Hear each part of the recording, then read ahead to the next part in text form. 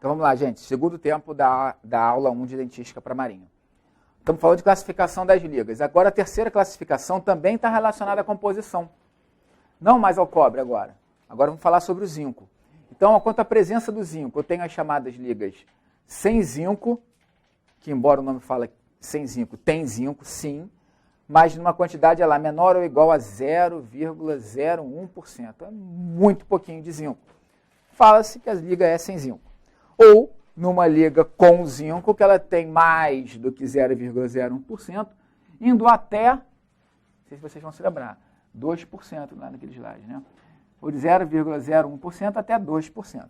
Mas o número principal para o zinco, para se decorar, como o cobre era o 6%, que divide a classificação, aqui é o 0,01%, que também divide a classificação. Agora, o zinco tem tão pouquinho, então por que ele é importante? Porque ele tem uma ação antioxidante durante a fusão da liga, ele tem uma afinidade muito grande pelo óxido, forma o chamado óxido de zinco, que todos conhecem. Então, tem uma afinidade muito grande, evitando que esse oxigênio venha a oxidar a liga, ali, o material. Relacionado à expansão tardia, então, olha só. Essa classificação tornou-se muito importante porque o zinco está relacionado à expansão tardia, que é uma das expansões que a gente vai conversar. Tá? O amálgama de prata, ele tendia muito no passado, na verdade, a sofrer um processo de expansão. Hoje em dia, com os controles melhores que a gente tem até o contrário. Hoje em dia, a alteração dimensional que existe está mais relacionada à contração do que à expansão. Então, olha lá, uma prova, sempre questões da Marinha. Aqui é de 2004, olha lá, fase gama 1 é apresentada pela seguinte fórmula estequiométrica. Lembra lá, gama eram os principais componentes. Quem? A prata e o estanho. O líquido é o mercúrio. Aí tinha a seta, gama se repetia, 27% não reage. Aí depois eu tinha a fase gama 1, que é aquela que precipita primeiro, que era a prata com o mercúrio. Já matou a questão. Quem é prata com mercúrio aqui? Gabarito letra E.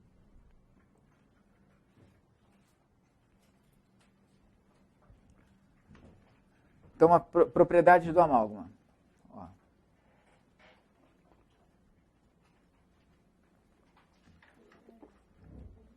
Então, olha só. Alteração dimensional. O amálgama pode expandir ou contrair dependendo da sua manipulação. Aquilo que eu acabei de falar.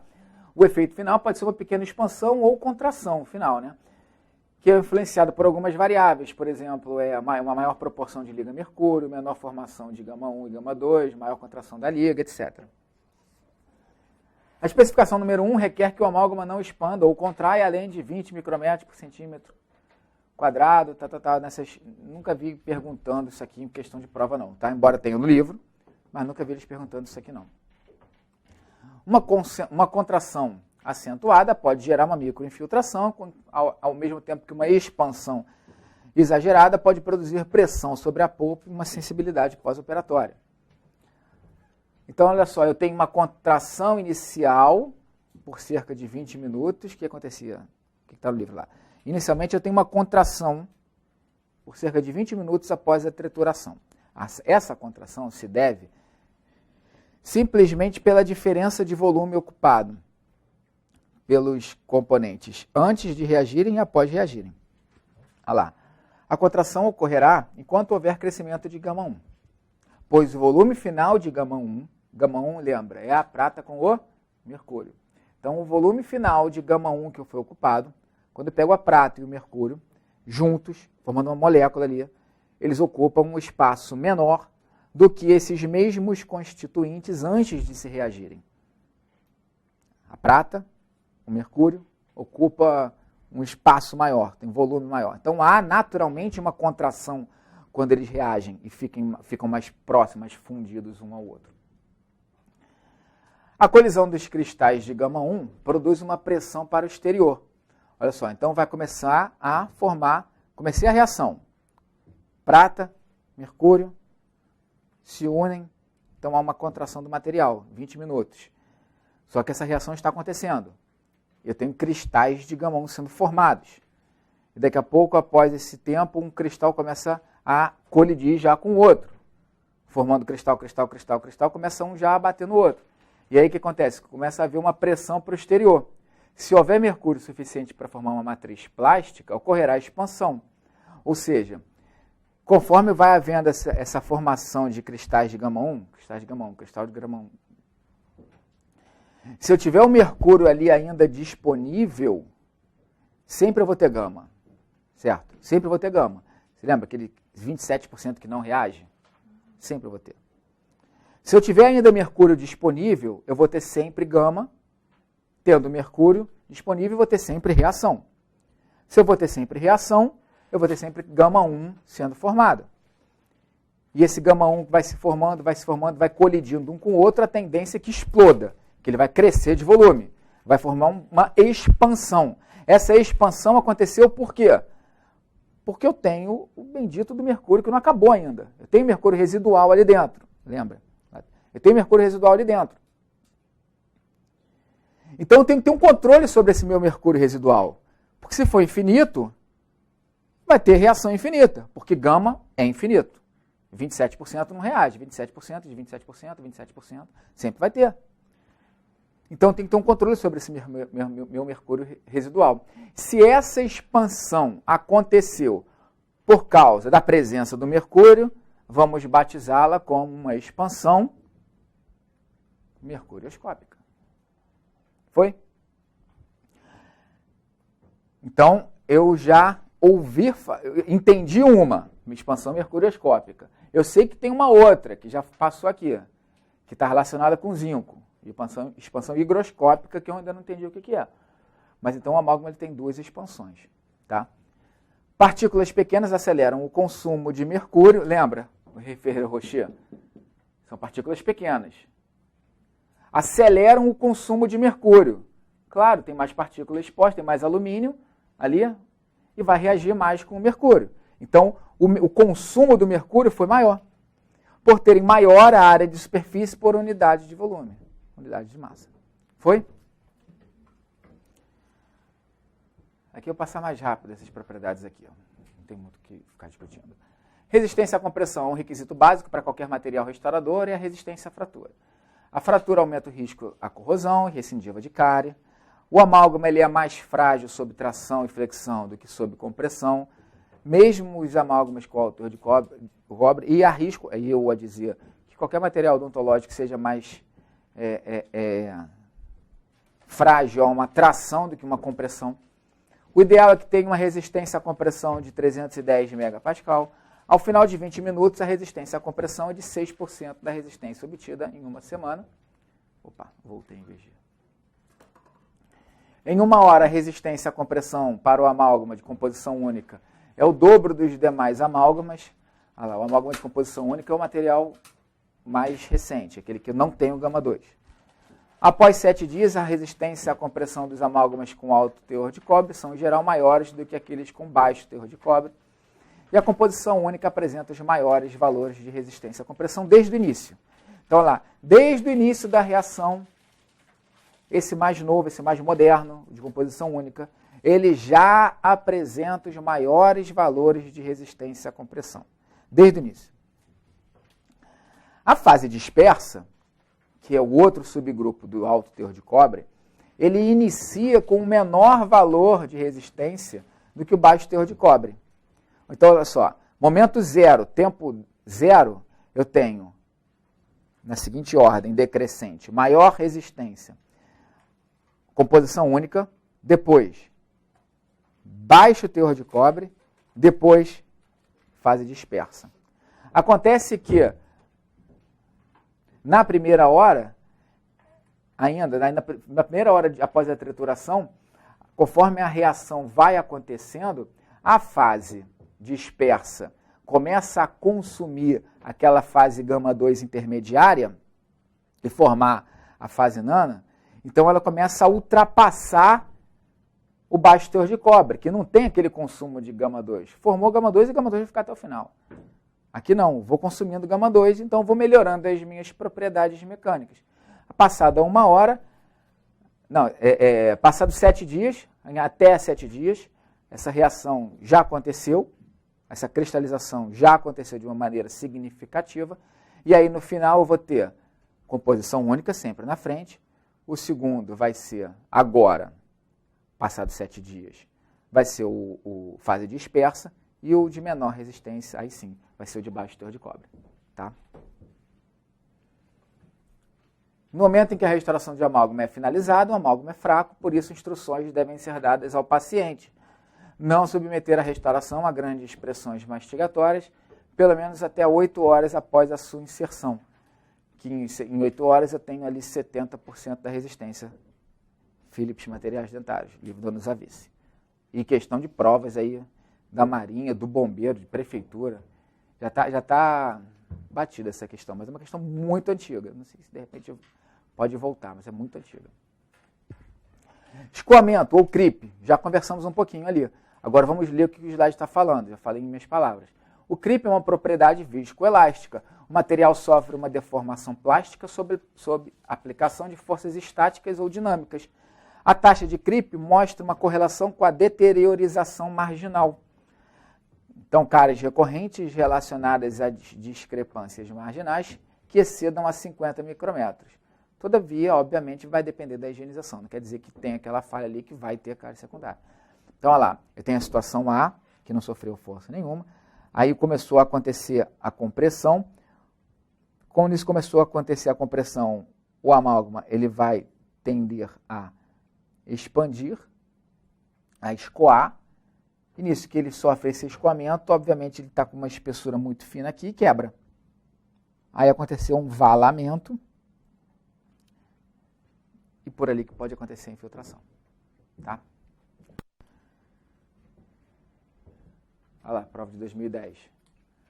Assinale a opção, Conceição, assinale a opção correta em relação ao amálgama de prata. Ines e Odelis adicionaram partículas de liga eutética de prata-cobre às partículas convencionais, com o objetivo de eliminar a fase gama-1. Eu tenho o objetivo de eliminar a fase gama-1 ou gama-2? Gama-2. Nas ligas de forma de partícula esférica, o lingote resultante... Lingote na esférica? Não. Para. As ligas com zinco são aquelas que apresentam uma quantidade igual ou menor. Não. As restaurações de amálgama de prata sofrem um processo de corrosão no meio bucal, tá? Que pode ser em maior ou menor intensidade, tá? Dependendo do conteúdo de gama-2 na de estanho. Até porque o estanho está unido com cobre, também então não é estanho, é gama-2. E o CRIP é uma propriedade que representa o escoamento do material sob a ação de uma força de compressão. Beleza, gabarito E. Então, olha lá, o CRIP deve ser menor do que 3%. Quanto maior o CRIP, maior a degradação marginal. Os maiores valores de CRIP são encontrados nas ligas com baixo teor de cobre e menores valores de CRIP são encontrados nas ligas com alto teor de cobre de composição única, seguindo efetivamente essa linha de raciocínio de evolução do material. Quanto mais gama-1, maior o CRIP. Sim, quanto mais quantidade de gama-1, maior o CRIP. Claro, imagine se essa sala, cada um de nós fôssemos um cristal de gama-1. Essa sala aqui está lotada. Daqui a pouco entra alguém, começa a entrar, mais fácil de alguma pessoa ser escoada. Então, quanto mais cristal disponível, presente na cavidade, mais cristal disponível está propício a ser escoado. Então, quanto mais gama-1, maior o CRIP. Beleza. Quanto maior o grão de gama-1, isso aqui já é outra coisa. Aqui ele está falando de quantidade, na primeira linha. Na segunda linha, ele está falando do tamanho desse cristal de gama-1. Quanto maior o tamanho de cristal de gama-1, menor o CRIP. Claro, porque é mais difícil agora esse CRIP pesadão, grandão, conseguir ser jogado para fora.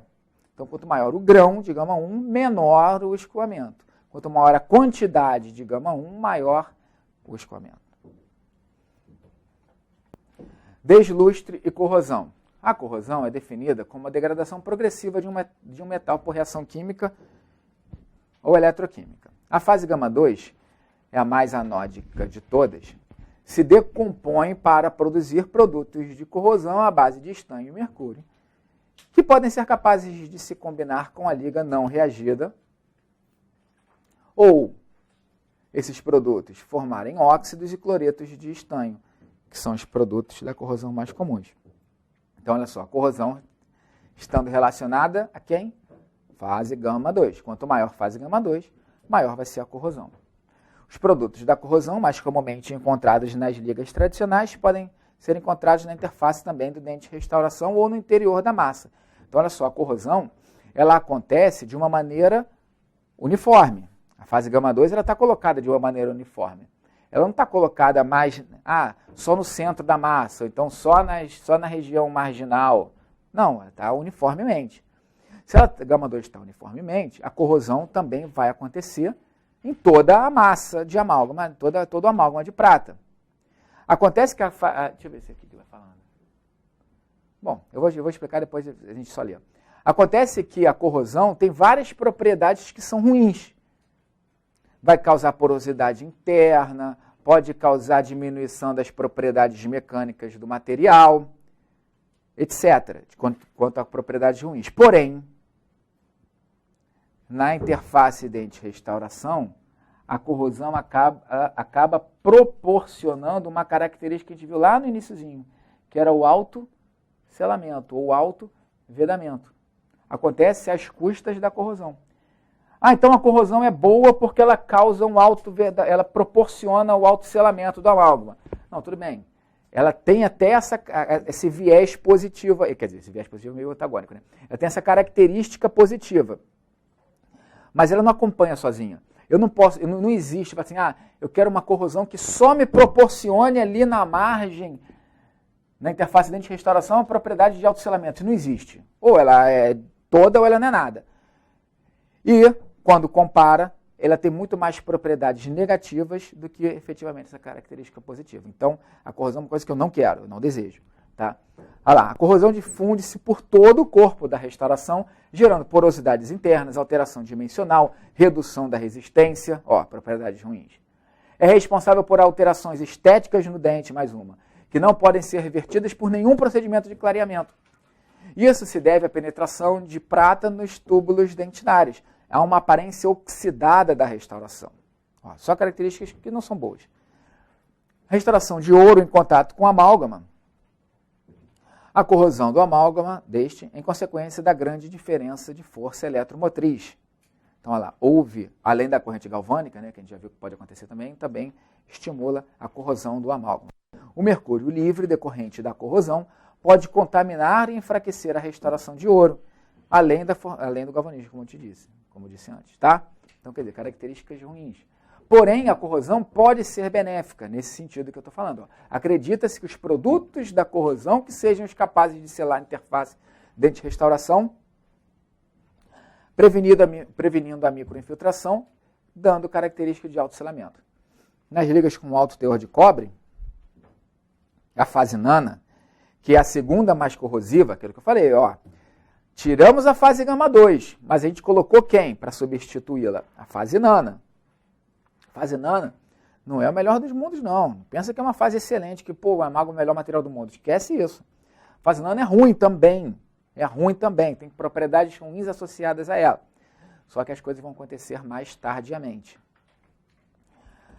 Substitui a fase gama 2 e sofre corrosão da forma semelhante, porém a uma velocidade bastante reduzida.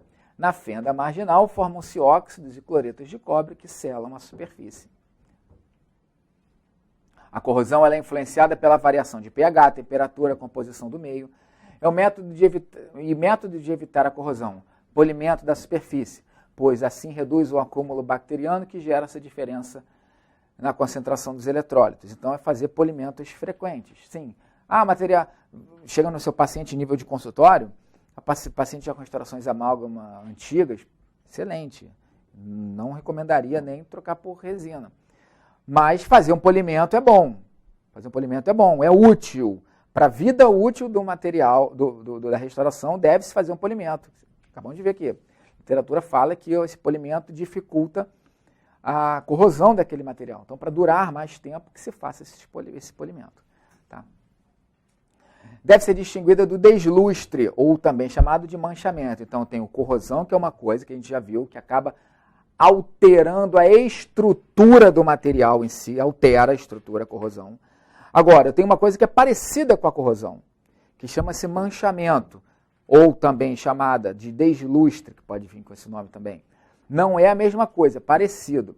O deslustre ou o manchamento, ele não tem alteração estrutural do amálgama.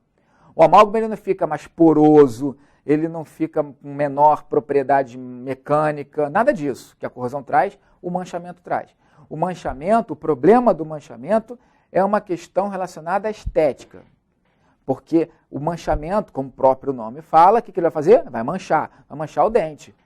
Então acaba que aqueles íons pratas, aquele pré-molarzinho que tem uma parede vestibular um pouco mais fina, que acaba meio que transparecendo aquele fundo escuro do amálgama, aí quando a gente vai remover a restauração, aquela dentina sadia, não está infiltrada, ela está sadia, mas ela está impregnada daquela cor escura do amálgama de prata. Houve um manchamento daquela dentina, mas estruturalmente aquela dentina está numa boa. O amálgama também não fica fraco por causa desse manchamento. Tá? Então, olha lá, o deslustre, ou manchamento, se caracteriza pela perda de brilho, decorrente da formação de uma camada superficial de sulfeto de prata, sem afetar a integridade e propriedades mecânicas do amálgama. Não altera a estrutura do amálgama. Ok? Bom, segunda expansão que a gente vai ver agora. Eu falei da expansão mercurioscópica, que é aquela, se eu tiver mercúrio, como eu vou ter gama sempre, vou formando cristais de gama 1 indefinidamente e acaba expandindo o material. Agora, a expansão número 2 é a expansão que está relacionada ao zinco, que vem com o nome de expansão tardia, expansão secundária, expansão higroscópica, tanto faz. Quer dizer, a mesma expansão, pode vir com essas três nomenclaturas aí. Tá? Essa expansão ocorre quando o amálgama que contém zinco, seja nas ligas de alto ou de baixo teor de cobre, então quer dizer, interessa, é com zinco ou sem zinco. Ele tem zinco, então ele pode sofrer essa expansão. Não tem zinco, não vai sofrer essa expansão. São contaminados com a umidade durante a trituração ou a condensação.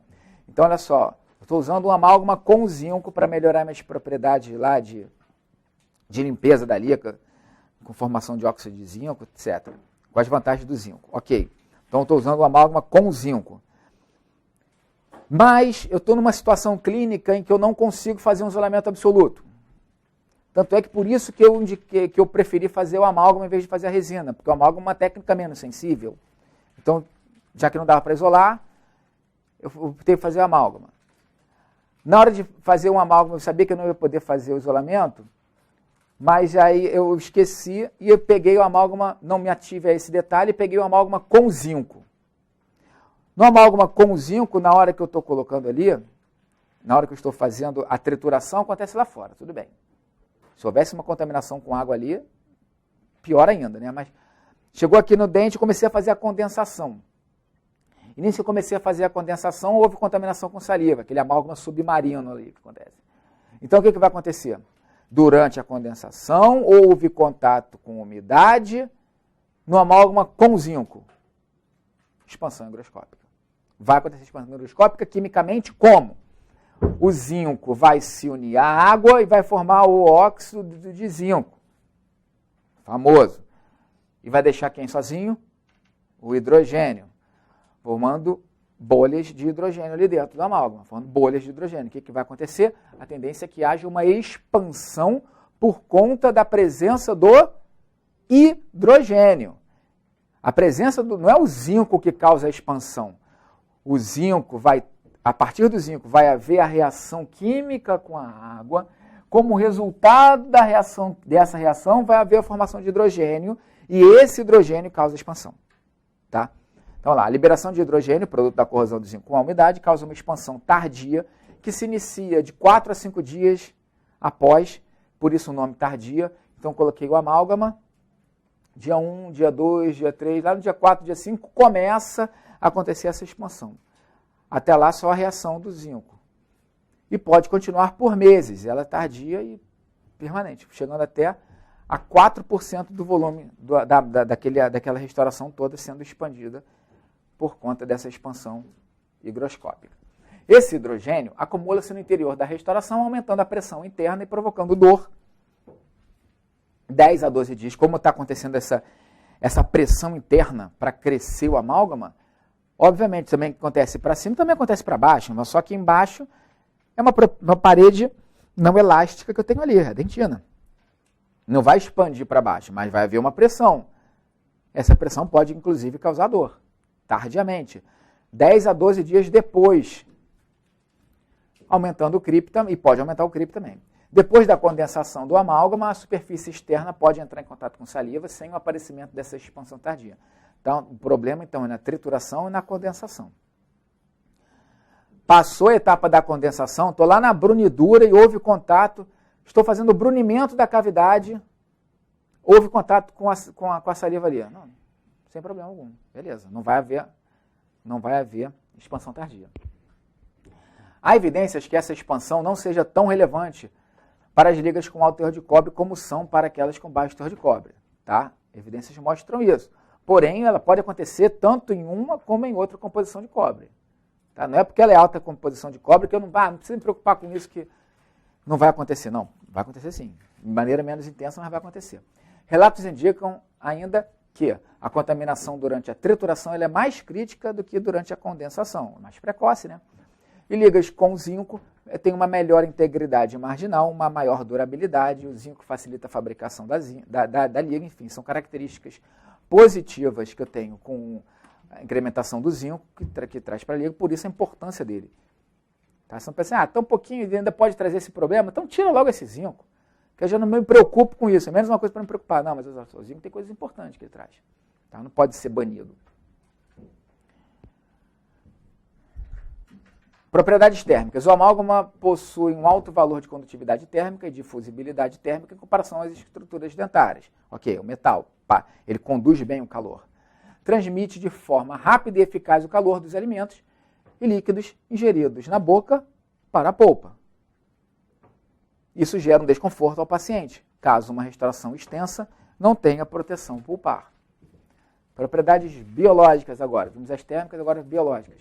A forma mais significativa de absorção do mercúrio é através dos vapores de mercúrio, que entram facilmente na corrente sanguínea através dos pulmões. Então, a principal forma de contaminação, embora eu já tenha falado lá no início, vou falar agora um pouco de mercúrio, que o mercúrio, às vezes, ele pode ter sido proibido em alguns lugares por razões ambientais, não por razões toxicológicas ou alergênicas, lembra disso? Em se falando em toxicidade de mercúrio, o problema do mercúrio, principalmente, era o quê? A inalação do mercúrio. O problema era respirar aquele vapor de mercúrio. Respirava, pulmão, corrente sanguínea, acabou, foi para o corpo todo. O sangue corre para o corpo todo. E aí se alojava principalmente no cérebro e nos rins. Então ele se depositava preferencialmente nos cérebros e nos rins. Tá? Nível máximo de exposição ocupacional considerada segura era 50 micrometros de mercúrio para cada metro cúbico de ar. Tá? Também nunca vi questão perguntando isso aqui não, mas está lá no livro. Isso aqui eu já vi questão. Uma refeição por semana, olha só, falando... O Nosovice, ele vem falando, está no livro de materiais, ele vem falando da segurança da restauração de amálgama de prata com relação ao mercúrio. Tá? Ele fala assim, olha lá, uma refeição por semana contendo alimentos marinhos produzia níveis de mercúrio na corrente sanguínea 7 vezes maior do que aquele nível associado às restaurações de amálgama. Então, quer dizer, alguém já viu alguma proibição de não coma alimento marinho semanalmente, porque isso vai ser tóxico para você? Não. Então, quer dizer, e isso tem 7 vezes mais quantidade de mercúrio no sangue do que restaurações com amálgama de prata. Ou seja, ele está querendo falar que é seguro o amálgama de prata. Não entra em detalhes aqui, mas quantas restaurações de amálgama? Depende de quantas... Não entra. Estou copiando, copia e cola aqui. Tá? Mas a ideia ali da passagem do livro é frisar a segurança toxicológica do amálgama. A exposição ocupacional está relacionada à dermatite de contato, em contato com mercúrio, ou reação de hipersensibilidade de Cumbres do tipo 4. Beleza, hipersensibilidade de Cumbres tem tipo 1, 2, 3 e 4. Não interessa. O chamado, o problema com o mercúrio é no grupo 4. Também ali no capítulo de amálgama não venha descrevendo o que é a hipersensibilidade do tipo 4.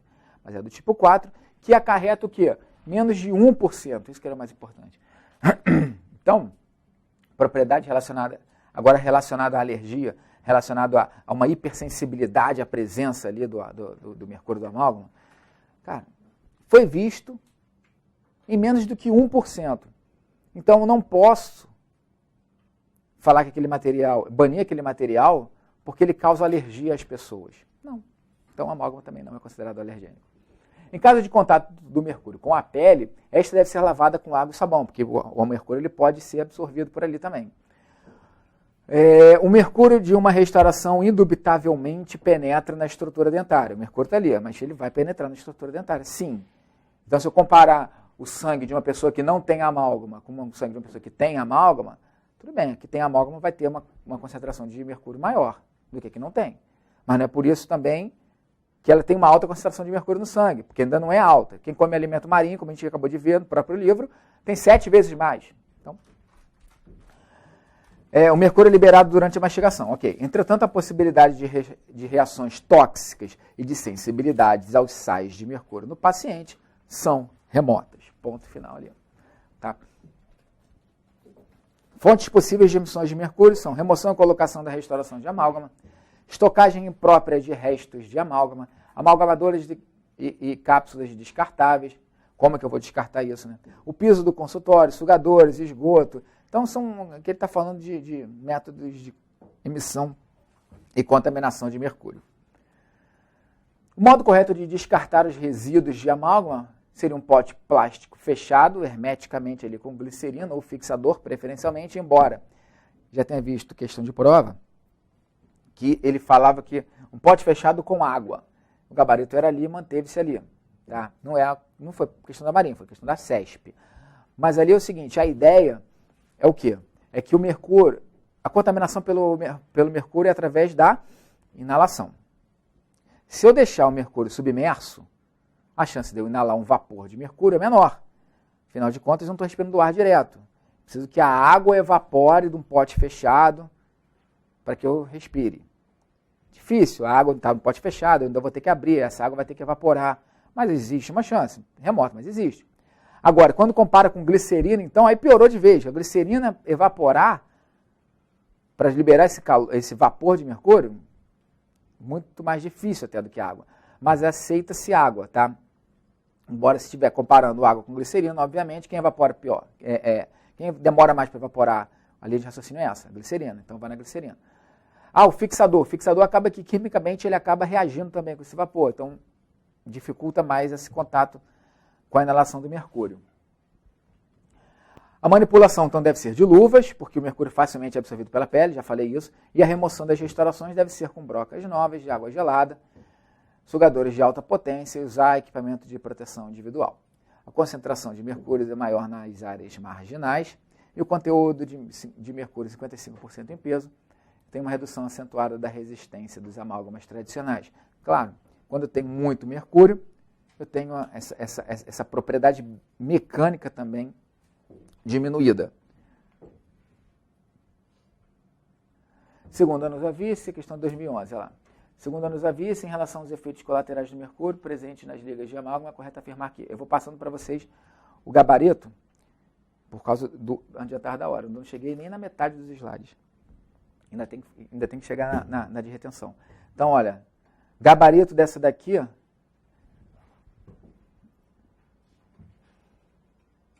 ó, a letra A ali, ó, 10% da população, se fosse 10% já era uma taxa significativa. É menos do que 1%. Então, errado está ali.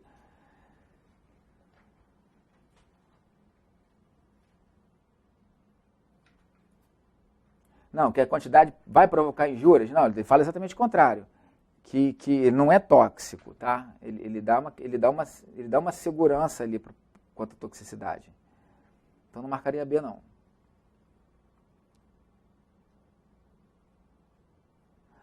Há diferença entre pacientes que não têm amálgama e que têm amálgama. É o que eu falei. Tem diferença? Tem. Porém, a quantidade do paciente que tem o amálgama no sangue não é ruim. É mais do que quem não tem, mas também não faz mal. Para evitar contaminação de casa, adequada ventilação do consultório? Sim. Uso de amálgama encapsulado? Também.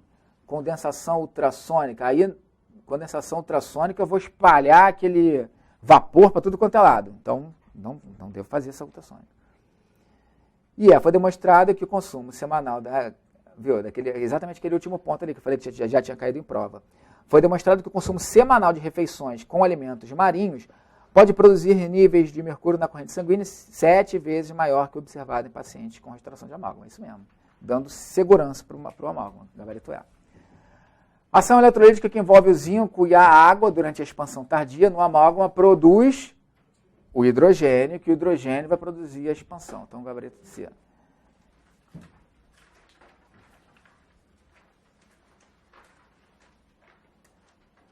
Isso aqui já faz. Esse aqui 10 horas, só pode morder ali em cima depois de 8 horas. Também já está aí. Questão antiga, já caiu no bombeiro, já caiu na marinha, tá vendo? 2005 na marinha. Caiu no bombeiro, caiu em prefeitura. Já vê essa questão pelo menos aí em 3 provas diferentes.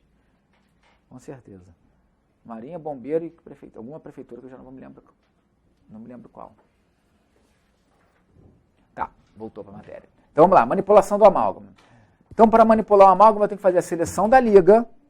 Afinal de contas, eu vou fazer uma liga com zinco, sem zinco, esférica, por causa da condensação, ou limalha, enfim, tem que pensar, selecionar essa liga, fazer o proporcionamento dela, aí depois vem a etapa de trituração, condensação, brunidura pré-escultura, escultura e pós-escultura, depois do brunimento, acabamento e polimento. Seleção da liga e proporcionamento. Seleção da liga, composição, que eu vou ter que saber, alto, baixo de cobre, com ou sem zinco, enfim, vou selecionar de acordo com a minha situação clínica. Não consigo fazer um isolamento, poxa. Então, nesse caso, eu vou preferir, eu perco um pouco da propriedade do material, tiro o zinco, mas eu garanto que não vai haver uma expansão para o meu futuro, e aí vai. Formato da partícula, uma partícula que eu não tem dente adjacente, não tem problema de ponto de contato, eu posso fazer uma condensação mais suave ali, vou fazer uma partícula esférica, e aí, enfim, vou pensar clinicamente o que vai... Agora que eu já sei as características de cada um desses grupos, é pensar e ver qual a seleção da liga que vai ser mais indicado para cada caso clínico. Tempo de cristalização também, se vai ser um amálgama de cristalização rápido ou lento. Proporcionamento. A quantidade de mercúrio, então, se eu tenho esse problema assim, olha, a quantidade de mercúrio não pode ser demais, porque vai me proporcionar propriedades mecânicas ruins, vai me proporcionar uma expansão mercurioscópica, mas também ela não pode ser de menos, a ponto de não conseguir umedecer o pó e fazer efetivamente que a reação aconteça. Então ela tem que ter uma quantidade correta ali. Essa quantidade correta ela é tida como o seguinte, olha, eu vou colocar o mínimo possível para que esse mercúrio consiga molhar todo o pó e que não fique o mercúrio residual. Como o pensamento é esse o mínimo possível, a técnica chama-se a técnica do mercúrio mínimo. Ou, do seu idealizador, técnica de Ames, que escreve. Tá? A quantidade de mercúrio suficiente para molhar todas as partículas da liga. Técnica do mercúrio mínimo ou de Ames, que é a proporção de 1 para 1, ou também pode vir com um formato de percentil, que a gente coloca 50%, para as ligas de limalha. Então, olha só. Qual é a quantidade mínima? Você lembra que eu falei quando eu mostrei os dois grupos, limalha e esferoidal? Eu falei que o limalha eu precisava de mais mercúrio e a esférica eu precisava de menos mercúrio. Então, o quanto que é menos? Vamos colocar números agora. Aqui eu preciso de 1 para 1 em peso, quando a minha liga é limalha. Ou 50%, 50% em peso. Isso aí eu teria que ter uma balança de precisão no meu consultório, então, como hoje em dia o amálgama ele já vem encapsulado, ele já vem pré-dosado na indústria. Consegue fazer essa proporção certinha. Na partícula do formato esférico, eu tenho uma quantidade menor de mercúrio, 42%, que seria o percentual que representa isso aí, ou então de 1 de liga para 0,8 de mercúrio, menos de mercúrio. Tá? Menor relação superfície-volume. Ok? Então, 1 para as ligas modernas do tipo Limalha e 1 para 0,8 para as ligas esféricas. A apresentação dos materiais para fazer o amálgama. Pode ser a granel ou cápsula. Granel, a liga e o mercúrio são vendidos em frascos separados. A medida volumétrica é pior sempre do que a medida em peso. Sempre é melhor fazer uma medição, um proporcionamento em peso do que em volume, para qualquer material. Só que em nível de consultório é mais difícil fazer essa medição, esse proporcionamento em peso. Isso aí é melhor feito pela indústria. Em nível de consultório, o profissional acaba trabalhando com um proporcionamento volumétrico, que é menos preciso. Tá? Então, o granel é um proporcionamento que é feito por volume no consultório. Não sei se todos vão saber o que é isso, mas eu cheguei a pegar essa época. Na faculdade, o amalgamador era uma maquinazinha que a moça abria em cima. Aí quando ela abria a tampa em cima, olhava assim por cima, tinha 2 recipientes. Ela abria um recipiente, ela colocava ali o pó, a liga, fechava. Ela abria o outro recipiente, pegava um potinho que não sei se ainda é comercializado, de mercúrio, tipo um motosport, tipo uma gotinha de um colírio, vendia assim, mas era cheio de mercúrio, pesado. Ela abria ali e pingava, tirando aquele vapor todo, e pingava ali dentro e fechava a tampinha e depois fechava a tampa que dava acesso a esses 2 recipientes. E aí na frente ele tinha uma espécie de um cronômetro ali, que ela colocava lá 10 a 15 segundos, e aí começava a contar o tempo, e ela, ao lado, ela colocava quantas porções que o aluno estava querendo. Chegava o aluno lá e dizia, tia, bota uma porção de amargo, bota 2 porções. Ela fazia uma, vai e volta, abre e fecha a proporção em volume que a máquina ali dentro está dando, e começava a triturar ali na frente. Depois ela abria a tampinha e pegava o amálgama triturado, entregava no pote d'água que o aluno tinha que levar, e o aluno levava para o box de atendimento. Mas, enfim, essa manipulação era do chamado a granel, em que era comercializado a liga isolada do mercúrio. E esse proporcionamento era feito dentro de uma máquina, mas era feito em volume. Ainda na faculdade eu me lembro que chegou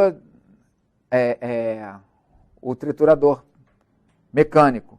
E aí o amálgama começou a ser, aí o amálgama é hoje em dia, né? Na cápsula. Que vem a cápsula, você aperta a cápsula para romper o lacre que divide ali o pó do líquido, você aperta, proporciona que eles se encontrem. E essa pré-dosagem é feita pela indústria, que é em peso, não é mais em volume, como a tia fazia ali. É a indústria que faz. Aí tritura você bota lá 10, enter, aí 10 segundos. Não é mais também, uma coisa muito mais precisa. Tá? Mas aí, o que eu estou querendo falar? Na primeira situação, é essa chamada de granel. Na segunda é a cápsula. Reduz o contato dos dentistas e da equipe com os vapores de mercúrio. Quando a tia ia pingar lá, respirava aquele vapor, aquela contaminação toda. Então, se antes já nunca foi proibido o mercúrio, agora, então, que o contato que a equipe tem com o vapor de mercúrio é muito menor, não vai ser agora que vai ser por razões toxicológicas ser proibido. É mais por razões ambientais, que a preocupação ambiental aumentou, né? Possibilita melhor padronização da dosagem e garante melhores propriedades mecânicas, porque a proporção é em peso.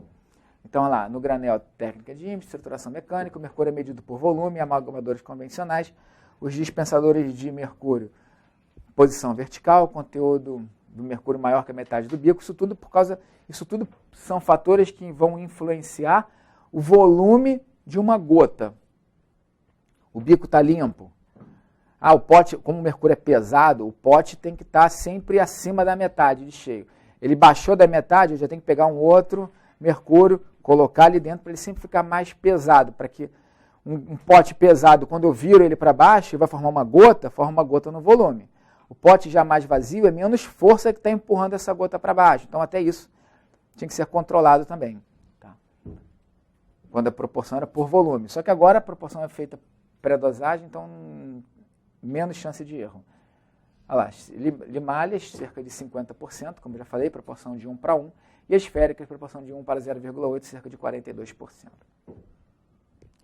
Ok, feita essa seleção da liga, feito esse proporcionamento, a gente vai então partir para a trituração. O que é a trituração? Esse granel que a tia lá da faculdade fazia, ou então a cápsula. Eu tenho como objetivo proporcionar a amalgamação adequada entre o mercúrio e a liga, entre o pó e o líquido, e remover a partícula de óxidos que recobre as partículas através de abrasão. Então, ao redor de cada partículazinha lá, eu vou ter um óxido metálico, vai estar em contato com o oxigênio, do ar, como um óxido metálico. Nesse momento que começa a acontecer a abrasão, o mercúrio começa a entrar em contato com a partícula, vai haver uma abrasão ali mesmo, e vai acabar removendo mecanicamente até essa camada de óxidos metálicos que ficam na superfície da partícula, e o mercúrio vai conseguir entrar em contato direto com aquele metal, com aquela partícula metálica. Vai formando então a massa, vai acontecendo a amalgamação, tá? Vai acontecendo efetivamente a reação química. Existem dois tipos de trituração. A mecânica, que até então foi a que eu expliquei, que se subdivide em granel, que é a da tia, e a trituração mecânica, em cápsula, que tem hoje em dia. E antes da trituração mecânica, tinha a trituração manual, que era lá caipirinha. Colocava lá o pó, colocava lá o mercúrio e ia fazendo a caipirinha e respirando aquilo tudo. Entendeu? Então, a ordem de evolução seria essa. Manual, granel, já é mecânica, e encapsulado, obviamente, é o que a gente tem hoje. Tá? Olha lá, grau e pistila, lá ficava de 1 a 2 minutos socando ali, fazendo a caipirinha. O tempo de contato, olha a inalação aí do vapor de mercúrio. Olha o grau de contaminação com mercúrio. Muito, muito, muito, muito maior do que a gente tem hoje. 10 a 15 segundos. Então, um amálgama sobretriturado, quando ele tritura por um tempo maior, eu tenho uma massa molhada, excessivamente brilhante, muito dura e com uma temperatura muito alta. Se adere à superfície interna da cápsula. Durante a condensação, ocorre fratura das fases formadas e afeta a coesão interna. Uma contração ligeiramente maior para todos os tipos de liga e redução do tempo de trabalho devido ao aumento da velocidade de reação. Triturei por muito tempo, então a velocidade de reação vai ser maior. Meu tempo de trabalho, obviamente, vai ser menor, devido ao aquecimento dessa massa. Quando eu trituro por tempo menor do que... Ali é quando eu triturei por mais do que 15 segundos. Aqui é por menos do que 10. Eu já vou ter uma massa seca, esfarelada. Triturei pouquinho lá. 1, 2, 3, 4, 5, 6, acabei. Cheguei nem no 10. Eu vou ter uma massa frágil, suscetível ao manchamento. O mercúrio ele não conseguiu, não teve tempo para umedecer totalmente a superfície externa das partículas. A massa permanece plástica por mais tempo. Ela vai demorar mais para acontecer a reação de cristalização, com uma porosidade excessiva, menor resistência, além de maior suscetibilidade à corrosão. E, no tempo certo, ali, obedecendo aquele tempo certo de 10 a 15 segundos, eu vou ter uma trituração correta, eu vou ter uma massa coesa, com temperatura média e, segundo o Anos Avis, vocês viram esse termo, brilho superficial acetinado, é o que está lá escrito no livro dele. Ok? Condensação. O objetivo vai ser compactar a liga. Então, passamos da trituração, agora vamos imediatamente fazer a etapa seguinte, que é a condensação do material. Compactar a liga na cavidade de maneira a se obter uma maior densidade possível, com uma quantidade de mercúrio suficiente para assegurar a plena continuidade da fase matriz entre as partículas da liga remanescente. Olha só, então o objetivo vai ser compactar, vai ser eliminar aquelas porosidades internas. Compactar, condensar, diminuir esse volume inicial para um volume final menor. Tá deixando a massa mais densa, sem buracos dentro dela. Minimizar as porosidades e expulsar o mercúrio para a superfície. Conforme vai havendo a condensação, diminui as porosidades e o mercúrio floresce para a superfície. Isso é muito importante. 2 motivos principais. Primeiro, eu consigo ainda, na condensação, remover um amálgama que é muito rico em mercúrio. A gente já viu que é ruim uma quantidade excessiva de mercúrio.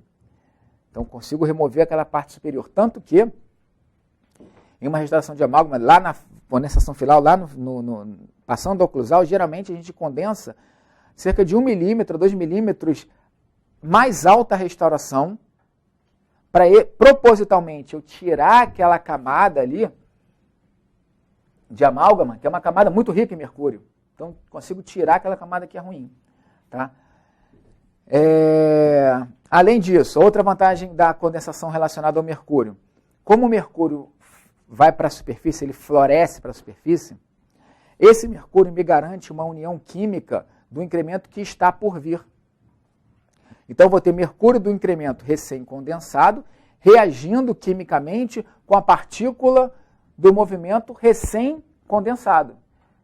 Então, no final das contas, eu vou ter vários incrementos que foram colocados ali, mas incrementos formando uma integridade, uma coisa única ali dentro. Tá? Condensação mecânica pode ser a condensação manual, é a que a gente faz até hoje, tá?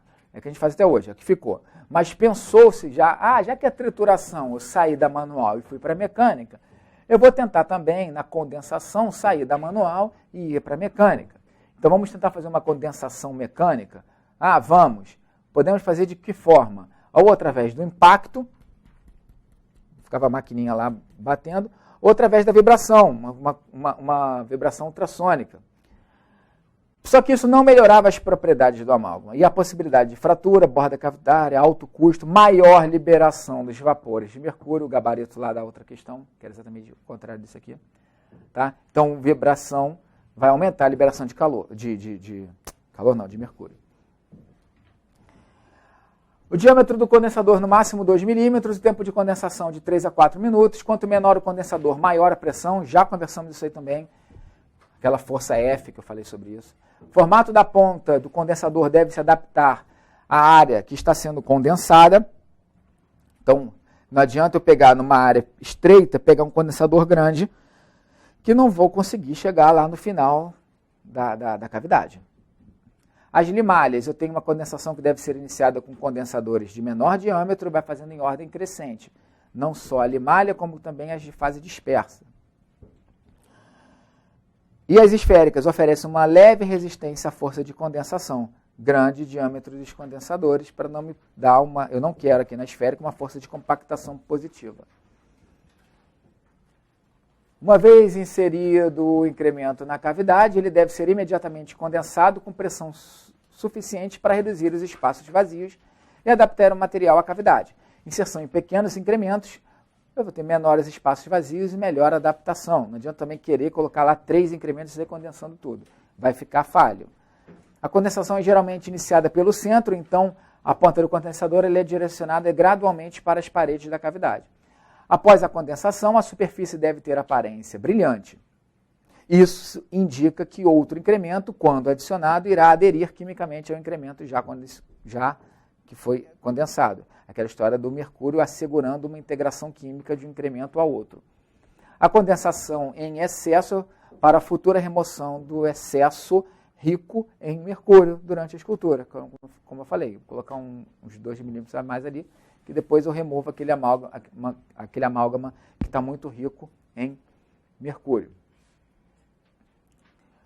Essa questão aqui da Marinha do ano passado, que o gabarito, vamos lá. O objetivo da etapa de condensação é preencher a cavidade com amálgama, adaptá-lo às paredes cavitárias e compactá-lo, reduzindo a possibilidade de ocorrência de porosidade. Beleza. Nas ligas tipo dispersa, deve iniciar a condensação com um condensador grande. Não, iniciar com grande não, finalizo com grande, eu começo com pequeno. Essa questão aí não deve ter, né? Porque foi do ano passado, eu botei recente aí. Podem tirar foto aí.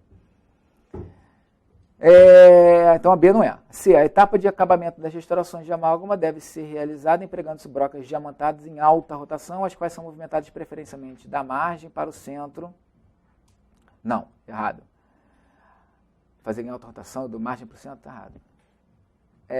Em restaurações tipo 2, compostas ou complexas, Observando a cavidade preparada por oclusal, a parede de esmalte lingual da caixa proximal deve apresentar uma curva reversa. Não é a lingual, é vestibular, então está errado. A etapa de brunidura pré-escultura tem por finalidade diminuir a porosidade, melhorar a adaptação marginal, proporcionar uma superfície mais lisa, aumentando o conteúdo de mercúrio residual nas margens da restauração, melhorando o selamento. Não, gabarito letra A. Tá? Notaram aí, né? Então vamos lá. Brunimento. É o ato de esfregar a massa de amálgama, ainda plástico, com o auxílio de instrumentos metálicos que apresentam uma ampla superfície de contato. A brunidura é realizada pelo deslizamento do brunidor sob pressão em movimentos que partem do centro para as margens. Esse processo provoca um afloramento de mercúrio residual para a superfície da restauração, o qual será removido durante a escultura, ou, com amálgama rica em mercúrio, resultará em corrosão acelerada, fratura ou ambas. Não deve ser exercida pressão exagerada. Claro, se eu colocar uma pressão exagerada ali, já que é um instrumento metálico, isso vai me gerar um calor, vai aumentar a temperatura, e temperatura mais alta do que 60 graus pode aumentar ainda mais essa liberação de mercúrio. Brunidura das ligas de presa lenta pode danificar as margens da restauração. Então, tem a brunidura, depois eu tenho a escultura. Escultura, o objetivo vai ser devolver aos dentes o seu formato original, simulando a anatomia mais do que reproduzindo detalhes mínimos. Então, olha só, a gente deve fugir daquela escultura que tem sulcos profundos, sulcos secundários, que para a gente fica um dente lindo, bem esculpido, bonito de se ver. Mas um sulco profundo significa que o fundo desse sulco até a parede pulpar eu vou ter uma espessura menor de amálgama. Então, eu vou ter uma menor propriedade mecânica daquele amálgama. Então, evitar a formação de sulcos profundos. Sulcos secundários, eu tenho maior chance de ter acúmulo de placa naqueles sulcos secundários. Então, o que às vezes é bonito assim, para o olho do dentista, vendo o profissional, vendo o dente todo detalhado, às vezes não é o melhor a gente fazer. Tá? Então, não, é mais simular a anatomia.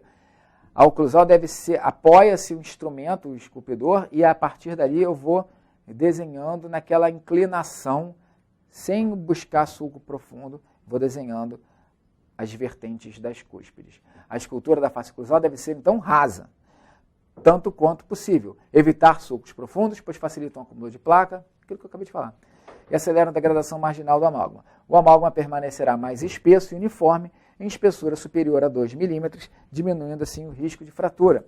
As margens são mais espessas, com ângulos próximos de 90 graus, portanto, menos sujeitos à degradação marginal. Na etapa restauradora de preparos cavitários do tipo classe 2, de Black, compostos ou complexos. Daqui a pouco eu vou falar sobre a diferença, se vocês não souberem ainda. A escultura se inicia com a definição do contorno externo das cristas marginais realizada de concílio de um condensador de Hollenbeck, ou sonda exploradora, ou esculpidor de Hollenbeck. Evitar hipomarginação e flash. Vamos lá. É o que? Durante a escultura, eu tenho que apoiar o meu instrumento no dente e seguir a inclinação daquela vertente de cúspide, evitando que eu faça isso com o instrumento ou que eu faça isso com o instrumento. Se eu fizer isso com o instrumento, eu vou estar removendo a amálgama de menos. E vai ficar uma parte de amálgama sobre um dente que não foi preparado, além do ângulo cavo superficial, certo? Então, eu vou ter um amálgama escoado, como se fosse um creep que tivesse acontecido ali. Se eu tivesse um creep ali, o que acontece com aquele fragmento? Vai acabar quebrando. O nome disso aqui é flash. Esse amálgama, então, que ele está transbordado, que ele está sobre o cavo superficial, flash. Se eu fizer exatamente o movimento contrário, se eu baixar ele, o amálgama estiver aquém do cavo superficial, aqui, ó.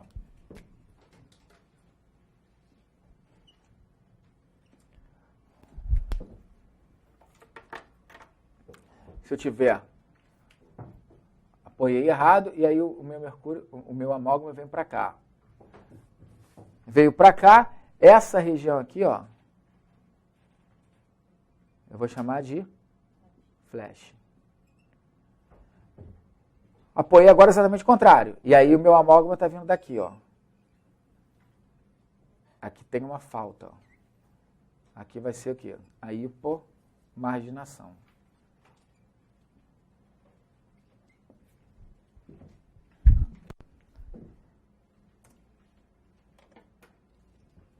Acabamento e polimento. A superfície esculpida apresenta alto grau de rugosidade. Acabou de ser esculpida, tem uma rugosidade ainda elevada. Então, com o objetivo de reduzir a aspereza, regularizar as bordas da restauração, refinar a escultura, corrigir a oclusão quando for necessário. Então, acabamento eu consigo corrigir uma oclusão. Reduzir o acúmulo de placa, aumentar a resistência do manchamento e corrosão, melhorar a biocompatibilidade com os tecidos bucais e o desempenho clínico das restaurações. Com isso tudo, na etapa do acabamento. O acabamento final deve ser realizado com amálgama totalmente endurecido. Então, eu fiz a restauração. Na mesma consulta, eu faço esse acabamento inicial. O paciente vai embora. Uma semana depois, passado a cristalização, o paciente retorna para fazer o acabamento final e polimento. Idealmente 7 dias, uma semana depois, mas pelo menos um intervalo de 24 horas. Tá? Taça de borracha do amálgama para o dente, no sentido, não é do dente para o amálgama, do amálgama para o dente. A técnica restauradora, eu vou ter lá os seguintes passos a serem seguidos. Anestesia, verificação dos contatos oclusais, então anestesiei, peço para o paciente morder, verifiquei aquele contato oclusal, faço uma memória fotográfica daqueles meus contatos oclusais. Porque ao final da restauração, o ideal é que aquele contato oclusal seja repetido no final, para que não tenha um contato prematuro. Isolamento do campo operatório, preferencialmente com isolamento absoluto, sempre que der vou fazer esse isolamento absoluto. Preparo cavitário, proteção do complexo dentino pulpar, colocação de matriz e cunha interproximal, quando for necessário, né, uma classe 2. Manipulação do amálgama, seguindo aí a ordem que a gente acabou de descrever. Ajuste oclusal para voltar à situação anterior. Acabamento e polimento. Então vamos lá, vamos fechar aqui, ó, que acabei esse tempo.